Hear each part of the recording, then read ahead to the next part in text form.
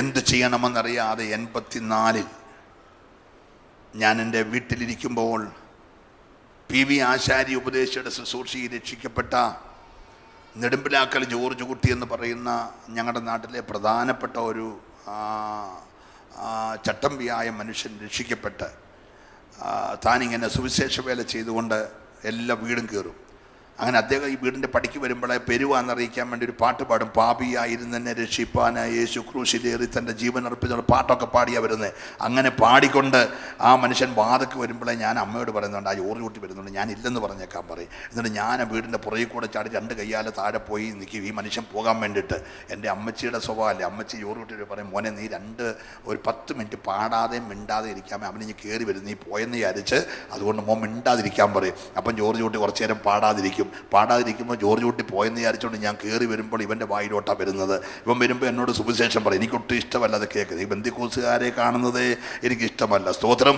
അങ്ങനെ നിൽക്കുന്നൊരു കാലഘട്ടമാണ്. എങ്കിലും ഈ ജോർജ് കുട്ടി ഇങ്ങനെ പറയും. ഞാൻ ഇവൻ്റെ നിർബന്ധം സഹിച്ചിട്ട് ഞാൻ പറഞ്ഞൊരു കാര്യം ചെയ്യും, ഈ ബെച്ചുച്ചിറക്കാരും അറിയാതിരിക്കാമെങ്കിൽ ദൂരെ എവിടെയെങ്കിലും ഒരു പ്രാർത്ഥനയ്ക്ക് നിൻ്റെ കൂടെ ഞാൻ വരാമെന്ന് പറഞ്ഞു. അങ്ങനെ ഇവൻ നിർബന്ധിച്ചൊരു ദിവസം എന്നെ ഒരു പ്രാർത്ഥനയ്ക്കായിട്ട് കനകപ്പലം എന്ന് പറയുന്ന സ്ഥലത്ത് ആപ്പീസിലെ കുട്ടിച്ചാനെന്ന് പറയുന്ന ഒരു മനുഷ്യൻ്റെ കാല് വെല്ലൂർ മെഡിക്കൽ കോളേജിൽ മുറിച്ച് കളയാൻ വേണ്ടി കൊണ്ടുപോയത് PC എബ്രഹാം എന്ന് പറയുന്ന ബാങ്കവറാച്ചൻ എന്ന ദേവദാസൻ ചെന്ന് പ്രാർത്ഥിച്ച് സൗഖ്യമായിട്ട് അദ്ദേഹം നടത്തുന്ന ഒരു യോഗം കുട്ടിച്ചാൻ്റെ വീട്ടിലുണ്ട്.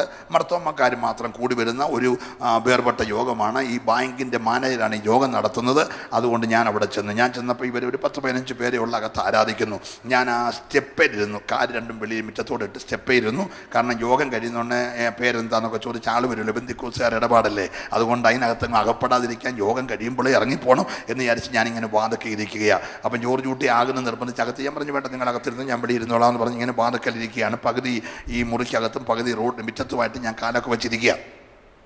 അങ്ങനെ ഇരിക്കുമ്പോൾ ഇരിക്കുന്ന ആളുകളുടെയൊക്കെ തലയെ കൈവച്ച് ഈ ബാങ്കിലെ PC എബ്രഹാം സാർ അവറാച്ചാൻ ഇങ്ങനെ ദൂതൊക്കെ പറയുന്നുണ്ട്. അപ്പം ഞാൻ അവൻ്റെ മനസ്സിൽ ഓർത്ത് ഈ മനുഷ്യന് മര്യാദയ്ക്കോട്ട് ഇരുന്നാൽ പോലെ ഇങ്ങനെ ഓടി നടന്ന് എല്ലാവരും തലയെ കൈവെക്കേണ്ട കാര്യമൊക്കെ ഉണ്ടോ എന്നൊക്കെ എൻ്റെ മനസ്സിൽ വരുന്നുണ്ടെങ്കിലും ഈ ജനം 15 പേരെ ഉള്ളിൽ നമ്മുടെ 1000 പേരുടെ ആരാധനയാണ് കേട്ടോ. നിങ്ങൾ മിണ്ടുന്നില്ല. ആൾ 10-16 പേരേ ഉള്ളൂ, പക്ഷേ ഒരു 1000 പേരുടെ ആരാധന മുറിക്കകത്തുണ്ട്. സ്തോത്രം. ഇന്നേക്ക് 36 വർഷം മുമ്പുള്ള ബന്ധിക്കോസുകാരുടെ കാര്യം, ഇന്നത്തെ ബന്ധിക്കോസുകാരുടെ കാര്യമല്ല. അല്ലെങ്കിൽ ഇന്ന് നമുക്ക് റിതം പാടും റംസെറ്റും ഇല്ല, ആരാധന വരത്തില്ലല്ലോ.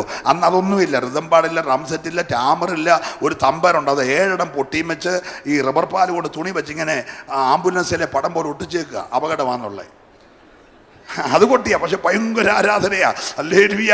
അങ്ങനെ ഇവർ ആത്മാവിൽ ആരാധിക്കുന്ന ആ ഹോളിൻ്റെ വാതിക്കിരിക്കുമ്പോൾ ഈ മനുഷ്യൻ വന്ന് എന്നോട് പറഞ്ഞു, കയറി അകത്തിരിക്കാൻ പറഞ്ഞു കേട്ടോ. ഒരാജ്ഞ പോലെ. ഞാൻ ആർക്കും അങ്ങനെ അനുസരിക്കുന്ന ആളല്ലായിരുന്നെങ്കിൽ ഈ മനുഷ്യൻ്റെ ദൈവാത്മാവിൻ്റെ നിയോഗത്തിൽ ഞാൻ കയറി അകത്തിരുന്നു. എനിക്ക് ഈ മുട്ടയിരിക്കാനൊന്നും വലിയ വശമില്ല. അതുകൊണ്ട് ഞാനിങ്ങനെ ശമ്പളം പോട്ടിട്ട് കുനിഞ്ഞിരിക്കുകയാണ്. ഈ മനുഷ്യൻ ഇങ്ങനെ എനിക്ക് മനസ്സിൽ എൻ്റെ തലയിൽ ഈ മനുഷ്യൻ കൈവെക്കും എന്നെൻ്റെ മനസ്സിൽ ഇങ്ങനെ പേടിയുണ്ട്. അങ്ങനെ ഇരിക്കുമ്പോൾ ഈ മനുഷ്യൻ വന്ന് കറക്റ്റ് ഞാൻ വിചാരിച്ചത് സംഭവിച്ചു.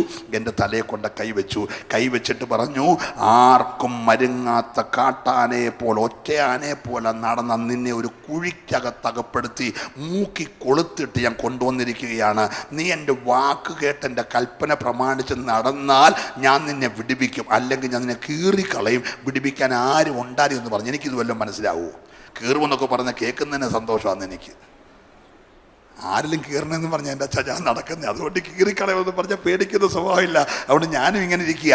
പക്ഷേ ആ മനുഷ്യൻ പതുക്കെ അങ്ങോട്ട് തുടങ്ങി കേട്ടോ. തുടങ്ങിയിട്ട് പറഞ്ഞു, ഇന്ന വർഷം ഇത്രാം തീയതി പെരുന്തേനരുവിലെ കയറ്റി ചാടിയപ്പോൾ വിടുവിച്ചത് എൻ്റെ കരമാണ്. അല്ലേ, ഇന്ന വർഷം ഇത്രാം തീയതി വിഷം കുടിച്ചപ്പം വിടുവിച്ചത് എൻ്റെ ഡേറ്റും. അപ്പോൾ എനിക്ക് ജോർജ് കുട്ടിയോട് ഭയങ്കര ദേഷ്യം മനസ്സിൽ വന്നുകൊണ്ടിരിക്കുകയാണ്. ഇവൻ ഇതെല്ലാം പറഞ്ഞിട്ടുണ്ട്, അല്ലെങ്കിൽ പിന്നെ കൃത്യമായ കാര്യങ്ങൾ ഈ മനുഷ്യൻ എങ്ങനെയാണ് പറയുന്നത് എന്ന് വിചാരിച്ച് എൻ്റെ മനസ്സിൽ ഇറങ്ങുമെന്ന് പറഞ്ഞാൽ ഇവനിട്ട് ഒരെണ്ണം കൊടുക്കണം എന്നൊക്കെ എൻ്റെ മനസ്സിൽ വരിക. ക്ഷമിക്കണേ, എന്നെ അന്നത്തെ കാര്യം പറയുന്നത്. ഹല്ലേലൂയ. പക്ഷെ അങ്ങനെ പറഞ്ഞ കൂട്ടത്തിൽ ഭോപ്പാലിൽ വെച്ച് 1981 ഭോപ്പാലിൽ വെച്ച് നീ റെയിൽവേ പാളത്ത് തല വെച്ചപ്പോൾ നിന്നെ പൊക്കിയെടുത്ത് ട്രെയിനിനകത്തിരുത്തി കൊണ്ടുവന്നത് ഞാനാന്ന് പറഞ്ഞപ്പോൾ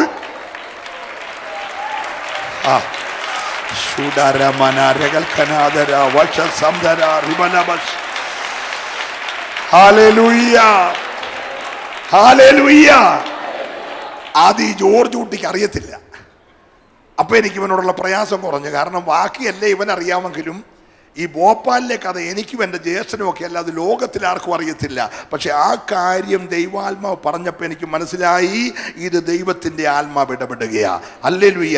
എന്നിട്ട് അദ്ദേഹം എന്ന് പറഞ്ഞു, നീ എൻ്റെ വചനമനുസരിച്ച് എൻ്റെ കൽപ്പന പ്രമാണിച്ച് നടന്നാൽ ഞാൻ നിന്നെ കരയും കടലും കടത്തി എൻ്റെ വരവന് മുമ്പേ 5 ഭൂഖണ്ഡങ്ങളിൽ എൻ്റെ ദൂതുമായിട്ട് അയക്കുമെന്ന് പറഞ്ഞു.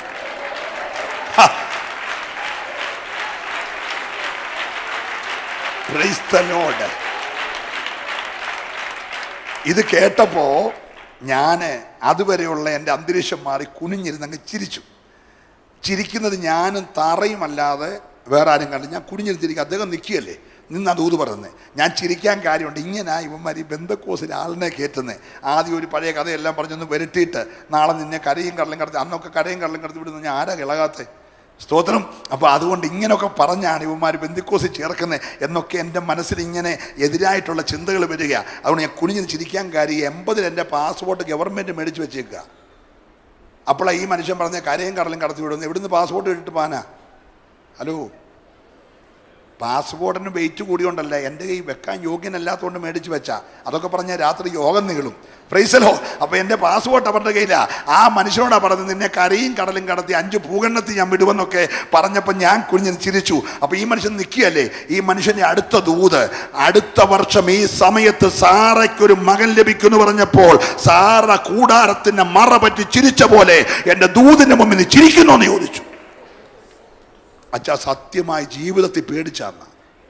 എനിക്ക് പോലീസുകാരെ പോലും പേടിയില്ലാത്തൊരു കാലമാണ്. പക്ഷേ ഈ മനുഷ്യൻ ഈ ചിരിക്കുന്ന കാര്യം കണ്ട് എന്നോട് സംസാരിക്കുകയാണ്. അപ്പോൾ എനിക്ക് മനസ്സിലായി, എൻ്റെ ചലനങ്ങൾ പോലും ദൈവം ശ്രദ്ധിക്കുക. ദൈവത്തിന് ഒരുത്തനെ കുറിച്ച് പദ്ധതി ഉണ്ടെങ്കിൽ അവൻ്റെ ചലനങ്ങൾ പോലും വിശ്വസിക്കുന്നവർ ഇന്ന് രാത്രി കരമടിച്ച് ദൈവത്തെ സ്തുതിക്കട്ടെ. ഏതൊരു മനുഷ്യനെ കുറിച്ച് ദൈവത്തിന് പദ്ധതിയുണ്ടോ അവൻ്റെ ചലനങ്ങളെ ശ്രദ്ധിക്കുന്ന ഒരു ദൈവമുണ്ട്. ഓ ഹല്ലേലൂയ, ഹല്ലേലൂയ. അപ്പൊ എൻ്റെ മനസ്സിലെ ചോദ്യം, കർത്താവേ, കരയും കടലും കടന്നു പോണേ, പാസ്പോർട്ട് കിട്ടണ്ടേ? അപ്പോൾ അതറിയാതാണല്ലോ ഈ മനുഷ്യൻ ദൂത് പറയുന്നതെന്ന് ചിന്തിച്ചാൽ ഞാൻ ചിരിച്ചത്. ഉടനെ ആ മനുഷ്യൻ എൻ്റെ ചിന്തകളെ വായിച്ചിട്ട് ആത്മാവി പറയുകയാണ്, എനിക്ക് കടലിൻ്റെ മീതെ നടക്കാനറിയാം, എനിക്ക് കടലിൻ്റെ കീഴെ ഉറങ്ങാനറിയാം, എനിക്കൊരു കാര്യം അസാധ്യമല്ല എന്ന് അങ്ങ് സംസാരം പറയും. ഞാൻ സകല ജഡത്തിൻ്റെയും ദൈവമായ യഹോവയല്ലോ, എനിക്ക് കഴിയാത്ത വല്ല കാര്യവുമുണ്ടോ? ഇന്ന് രാത്രി ദൈവത്തിൻ്റെ പൈതലേ, ഞാൻ സകല ജഡത്തിൻ്റെയും ദൈവമായ യഹോവയാ, എന്നാൽ കഴിയാത്തൊരു കാര്യം.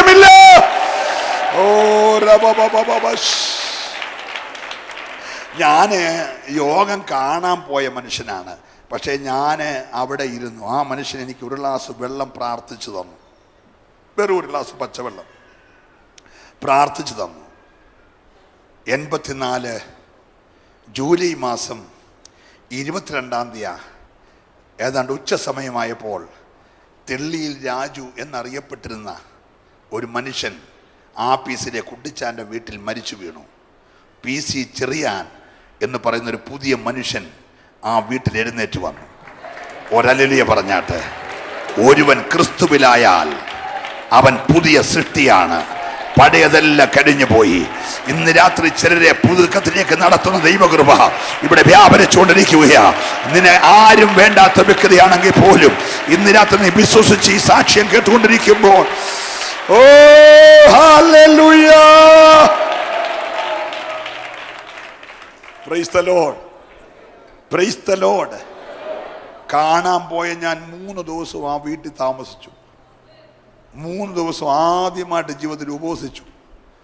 ഉപവാസം എന്നൊക്കെ പറഞ്ഞ് എനിക്ക് ചിന്തിക്കാൻ പോലും ഒക്കത്തില്ല. കറക്റ്റ് ടൈമിന് ആഹാരം കഴിച്ചില്ലെങ്കിൽ ആകെ പ്രശ്ന. ഞാൻ എങ്ങനെ ഉപവസിച്ചെന്ന് എനിക്കറിയത്തില്ല. ആ വീട്ടിൽ 3 രാവും 3 പകലും ആ ദൈവഭൃത്യൻ്റെ കൂടെ പാർത്ത് ഉപവസിച്ച് പ്രാർത്ഥിച്ച് ഞാൻ രക്ഷിക്കപ്പെട്ട് ദൈവപൈതലായിട്ട് നാട്ടിലേക്ക് മടങ്ങി വന്നു. പക്ഷെ വീട്ടിൽ വന്നപ്പോൾ അത് അംഗീകരിക്കാൻ ആരും തയ്യാറല്ല. 2-4 ആഴ്ച ഞാൻ വെച്ചുചിറന്ന് കനകപ്പലം വരെ യോഗത്തിന് പോകും, തിരിച്ചു വരും.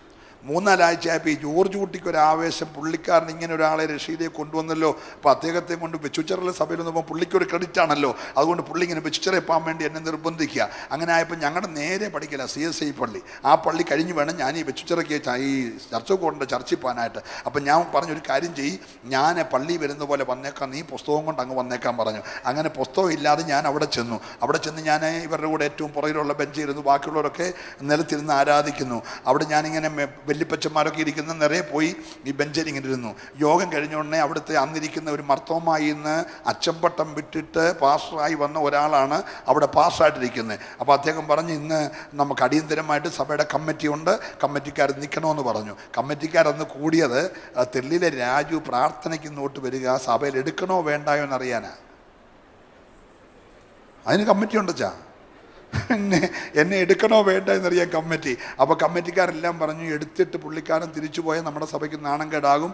ഇന്നാൾ ഇന്നടത്തെ തങ്കച്ചൻ പോയി, മറ്റേടത്തെ അവർ പോയി, അതുകൊണ്ട് ഈ പുള്ളിയും പോകാൻ സാധ്യതയുണ്ട്. പുള്ളി ഇപ്പോൾ തൽക്കാലം ഈ വിഷയത്തിൽ നിന്നൊക്കെ ഒന്ന് രക്ഷപ്പെടാൻ വേണ്ടിയുള്ള ഒരു അഭിനയായിരിക്കും. മുഴുത്ത മാനസാന്തരം 3 മാസമാണ്, അതുകൊണ്ട് നമുക്ക് എടുക്കാൻ വരട്ടെ എന്നൊക്കെ പറഞ്ഞപ്പോൾ ഒരു അപ്പച്ചൻ, തോമാച്ചാൻ എന്ന് പറഞ്ഞ അപ്പച്ചൻ മരിച്ചുപോയി കേട്ടോ. നല്ല അദ്ദേഹം പറഞ്ഞു, ഏതായാലും വന്നതല്ലേ, പുറയിലെങ്ങാനും ഇരിക്കട്ടെന്ന് പറഞ്ഞു. അങ്ങനെ കൃപയാൽ അന്നത്തെ കമ്മിറ്റിയുടെ ഫൈനൽ ഡിസിഷൻ പുറയിലിരിക്കാൻ ഒരു അനുവാദം കിട്ടി. സ്തോത്രം. അന്ന് തീരുമാനിച്ച കമ്മിറ്റിക്കാരൊക്കെ ഇപ്പോൾ ഒത്തിരി പുറകിരിക്കുക, ഞാൻ ഒത്തിരി മുന്നേ വന്നു. ഒരല്ലേ പറഞ്ഞത്.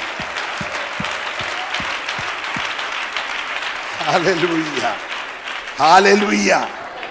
ലോകം മാക്സിമം നിന്നെക്കുറിച്ച് ആഗ്രഹിക്കുന്നത് നീ വന്നാലും പുറകിരിക്കാനാ, പക്ഷെ വിളിച്ചവൻ്റെ പ്ലാൻ അതൊന്നുമല്ല. ഹല്ലേലൂയ. വിളിച്ചവനാ തീരുമാനിക്കുന്ന മിന്നെ വരണോ പുറകി വരണോ എന്നുള്ളത്. ഹല്ലേലൂയ. ഇന്ന് ആ സഭയുടെ സെൻട്രൽ പാസ്റ്ററാ ഞാൻ.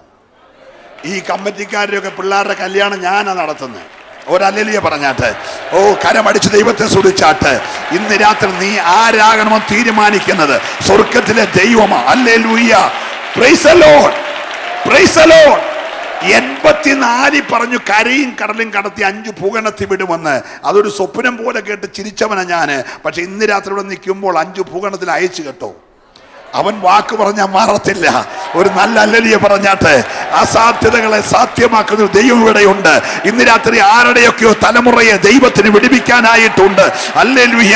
ഈ ദൂത് കേട്ടോണ്ടിരിക്കുമ്പോൾ ഇവിടെയോ ദൂരത്തോ തലമുറയെ കുറിച്ച് കരയുന്ന പിതാവേ മാതാവേ ഒരിക്കലും വിടുതൽ പ്രാപിക്കത്തില്ലെന്ന് പിശാച് വാതുകെട്ടിയ ചില തലമുറയുടെ മേൽ ഇന്ന് രാത്രി ഒരു വിടുതൽ പകരുവാൻ കരുത്തുള്ള ദൈവമുണ്ട്.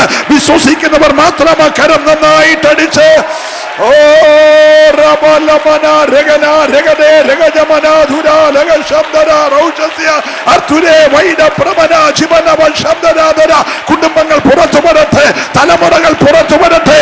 അവനെ നിരാശയിലേക്ക് കൂപ്പുകുത്തിക്കുന്ന, മരണത്തിലേക്ക് വഴി നടത്തുന്ന അന്ധകാര മണ്ഡലങ്ങളുടെ മേൽ ഇന്ന് രാത്രി ജയമെടുത്തുകൊണ്ട് ആത്മാവിൽ ഞങ്ങൾ കൽപ്പിക്കുകയാ, അവൻ പുറത്തു വരട്ടെ.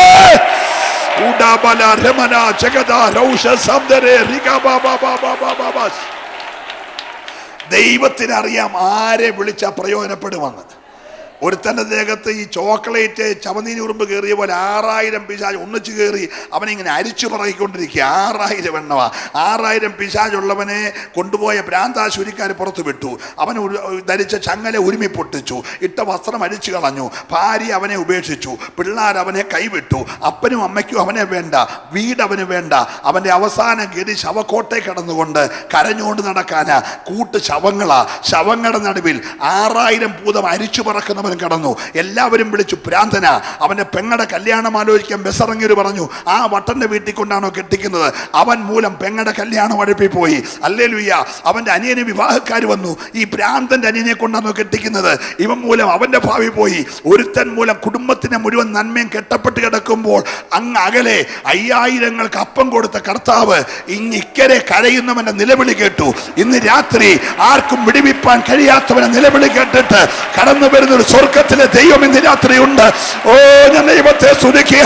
അമ്മ വെറുത്തത്, അപ്പൻ വെറുത്തത്, സഹോദരങ്ങൾ കൈവിട്ടത്, എല്ലാവരാൽ തള്ളപ്പെട്ടതിനെ തേടി വരുന്ന ഒരു ദൈവം ഇന്ന് രാത്രി ഉണ്ട്.